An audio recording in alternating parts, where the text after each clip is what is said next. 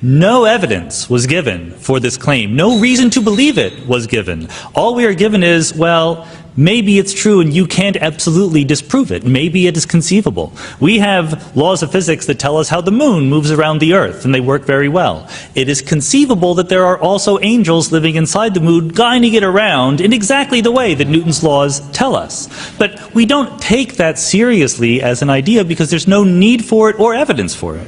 So the question is not, is it conceivable that there are other realms? The question is the evidence in favor of that other realm so overwhelming that it causes us to dismiss the enormous successes of physics, chemistry, biology, and neuroscience? You know, the idea that we could be convinced of another realm in addition to the natural world is obviously yes. There's a million pieces of evidence that would help convince me. I mean, if there's a ghost in the room that could lift up that glass right now, then I would be convinced.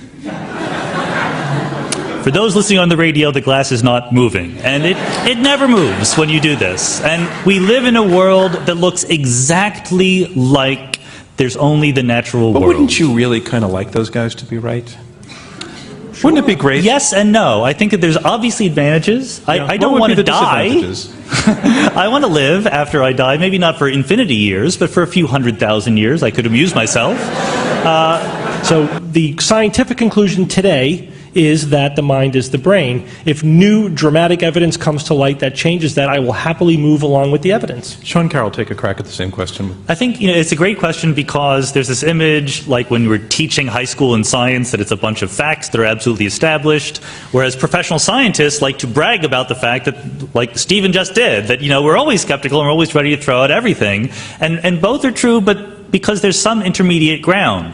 There are many, many things that science does not understand, and we're hoping to get better at it. Many, many things. And there are also some things that science does understand and are not going to go away.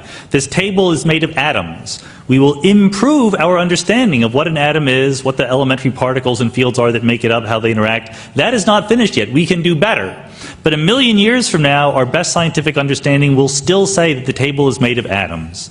In my judgment, the current status of our scientific understanding, the parts that we're not going to give up, are enough to conclude that death is, in fact, final. What is the hardest thing to believe, or what do you think is the most logically inconsistent then, besides it not being true? I don't necessarily, I'm not trying to weasel out, I don't necessarily think that it is logically inconsistent. I can certainly imagine a world in which God existed and cared about us human beings and judged us and rewarded us, and there was an afterlife, and whatever version of the religious goodie bag you want to keep. Or not. I can imagine a sort of deistic universe in which God makes the universe and then goes away. I think that all these are plausible. Are you saying that that could be this universe? But you don't tend towards that? No, I'm saying that those could be universes. So I think that where the trouble comes in is if I think that, to me, it really is an empirical question, not a logical question. I think that if I try to be honest and I try to forget about what the universe is actually like, what I know to be true in the universe, and if I try to ask myself, what would I expect the universe to be like under theism and under naturalism, there's such an enormously large disconnect between what I would expect the universe to be like under theism and what the universe is actually like, that I don't think that's a bridgeable gap. I think the universe is big and we are small. I think that there's all sorts of random suffering in the universe. I think that there are completely different religions that people grow up in depending on where they were born and what year they were born in. I think that there's no good evidence for violations of the laws of physics that we would qualify as miracles and so forth. And I think that if theism were true, these would be way different, not like a little bit different. I think it would be perfectly obvious. How in the world can God exist and care about us and leave us any room for doubt? That just boggles my mind. Here's a photograph from the Hubble Space Telescope of a few hundred out of the hundreds of billions of galaxies in our observable universe. The theistic explanation for cosmological fine-tuning asks you to look at this picture and say, I know why it's like that. It's because I was going to be here, or we were going to be here. But there is nothing in our experience of the universe that justifies the kind of flattering story we like to tell about ourselves. In fact, I would argue that the failure of theism to explain the fine-tuning of the universe is paradigmatic.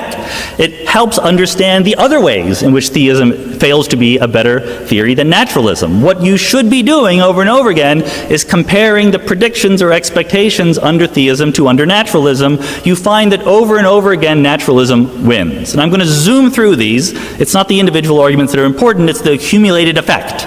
If theism were really true, there's no reason for God to be hard to find. He should be perfectly obvious, whereas in naturalism you might expect people believe in God, but the evidence to be thin on the ground. Under theism, you'd expect that religious beliefs should be universal. There's no reason for God to give special messages to this or that primitive tribe thousands of years ago. Why not give it to anyone? Whereas under naturalism, you'd expect different religious beliefs inconsistent with each other to grow up under different local conditions. Under theism, you'd expect religious doctrines to last a long time in a stable way. Under naturalism, you'd expect them to adapt to social conditions. Under theism, you'd expect the moral teachings of religion to be transcendent, progressive, sexism is wrong, slavery is wrong. Under naturalism, you'd expect that they reflect, once again, local mores, sometimes good rules, sometimes not so good. You'd expect the sacred texts under theism to give us interesting information. Tell us about the germ theory of disease. Tell us to wash our hands before we have dinner. Under naturalism, you'd expect that sacred texts to be a mishmash, some really good parts, some poetic parts, and some boring parts and mythological parts.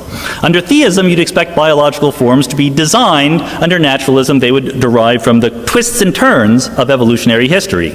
Under theism, minds should be independent of bodies. Under naturalism, your personality should change if you're injured, tired, or you haven't had your cup of coffee yet. Under theism, you'd expect that maybe you can explain the problem of evil. God wants us to have free will, but there shouldn't be random suffering in the universe. Life should be essentially just. And at the end of the day, in theism, you basically expect the universe to be perfect. Under naturalism, it should be kind of a mess. This is very strong empirical evidence. Now, I know what you're thinking. You're thinking, but I can explain all of that. I know you can explain all. So can I. It's not hard to come up with ex post facto justifications for why God would have done it that way. Why is it not hard? Because theism is not well defined. That's what computer scientists call a bug, not a feature. Immanuel Kant famously said, there will never be an Isaac Newton for a blade of grass. In other words, sure, you can find some physical explanation for the motion of the planets, but never for something as exquisitely organized and complex as a biological organism. Except, of course, that Charles Darwin then went and did exactly that. We can paraphrase Dr. Craig's message as saying, there will never be an Isaac Newton for the cosmos. But everything we know about the history of science and the current state of physics says we should be much more optimistic than that. Thank you. But he also tried to address the question in the title of his book, what is life? When is a piece of matter said to be alive? And it's a wonderful, thought-provoking answer. Basically, he says something is alive when it keeps moving long after it should have stopped. That's what it means. You have a little chicken, baby chick, grows up to be a chicken. As long as you feed it, it's going to move around. It's going to flap around and raise its wings and so forth, cluck. When it dies, it will stop moving. It will decompose and will return to the ground. And so Schrödinger wants to know, what is going on? What is it that keeps alive things moving and walking around and making noise and raising a fuss? And the answer, as he quite correctly puts it, is my favorite law of physics, the second law of thermodynamics. Second law of thermodynamics is this is not the same chick that was on the cover.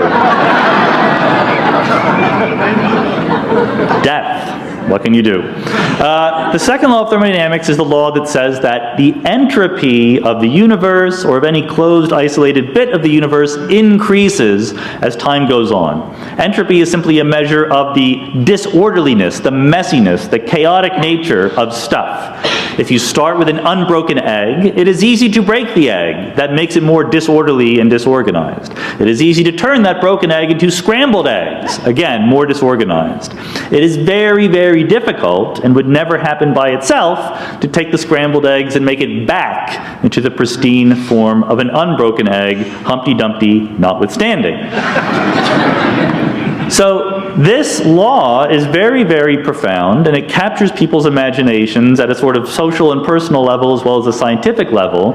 It also captures the imagination of creationists, because they say, look, there's a fundamental law of physics. You're telling us one of the famous laws of 19th century science says that things run down, that things become less and less organized over time, that ultimately the universe will reach heat death, and yet you expect me to believe that all of the marvelous complexity of life and the biosphere and evolution that you guys talk about all just happened here on Earth, starting from some disorderly primordial goo.